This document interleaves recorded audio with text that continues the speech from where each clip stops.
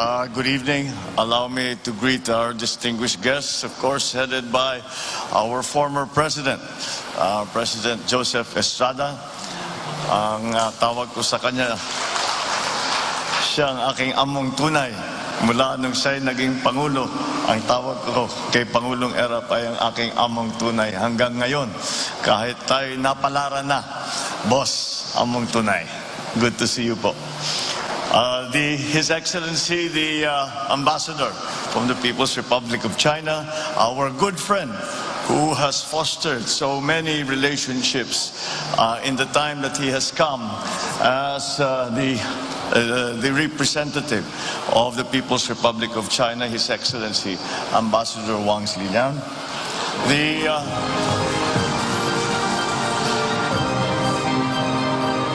All of those of you who have worked hard in the association of the Chinese-Philippine understanding that we have tried to work on since the diplomatic ties were normalized in 1975. I have been lucky enough to have been able to attend many of the commemorations of the Chinese-Philippine Day as we are doing now. And it is because, well, certainly because, in fact, it is, in my view, a very important relationship that we must continue to evolve as the years go by and as the changes that we have seen around the world are affecting our own status within the region.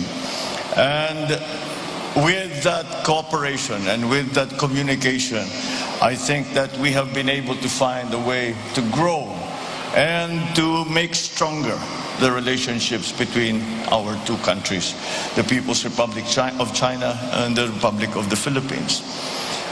In many ways, the signing of the diplomatic agreement between the People's Republic and the Republic of the Philippines in 1975 was just a formalization or a normalization of an informal relationship that has been shown to go back at least to the Tang Dynasty.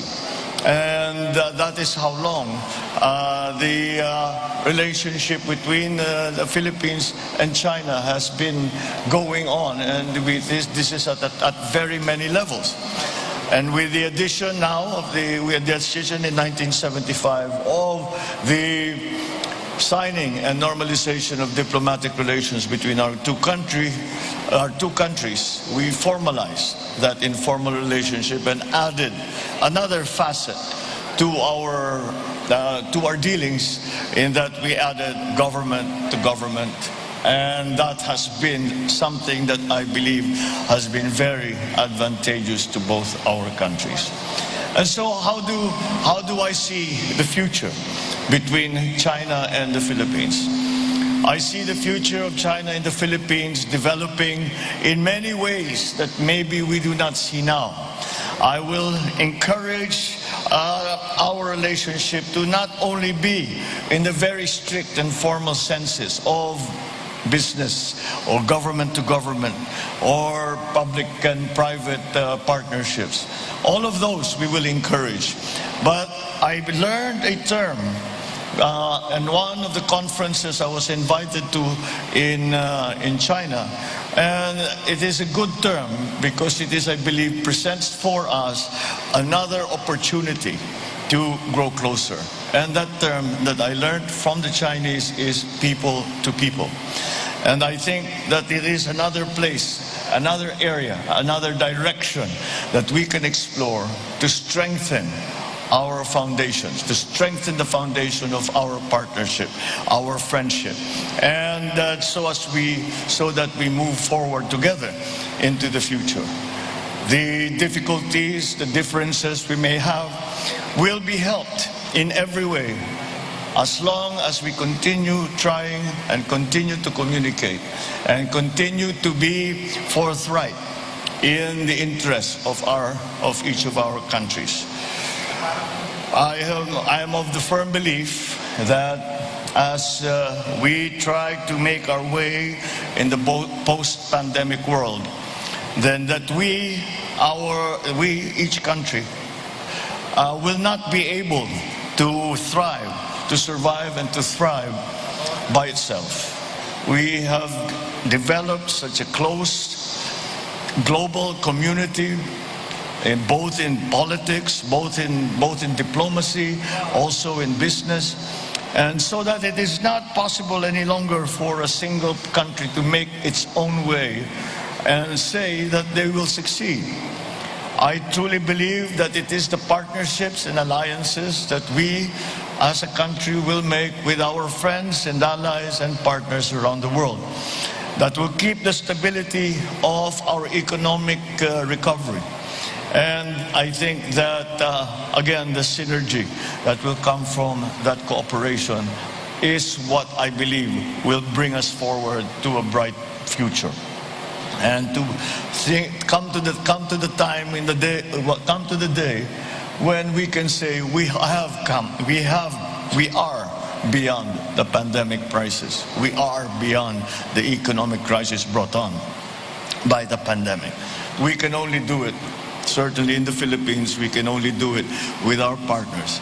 And our strongest partner has always been, in that regard, our close neighbor and our good friend, the People's Republic of China. So I congratulate all of us. We in the Philippines are celebrating our 124th Independence Day. And together with that, we celebrate the 47th commemoration of the signing of diplomatic relations between the People's Republic of China. And it was both a form of independence, both our independence and both our signing with the People's Republic of China. It was our independence as well. Perhaps we will continue what President Duterte has started, what has been described as an independent foreign policy. And this is what we feel is best in the national interest. And I think it is to be advantageous not only to our friends in China, but to all our friends around the world. So with that in mind, I encourage you all to continue to work to strengthen these relationships. I add my congratulations to the awardees. I thank you all for putting in the Hall of Fame my mother, and I think I may be biased.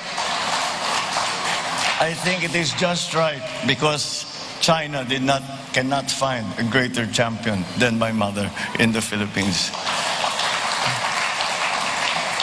So thank you very much, and we look forward to continuing fostering this relationship, making it stronger, making it deeper, and to the advantage of our two great countries. Thank you very much, and good evening.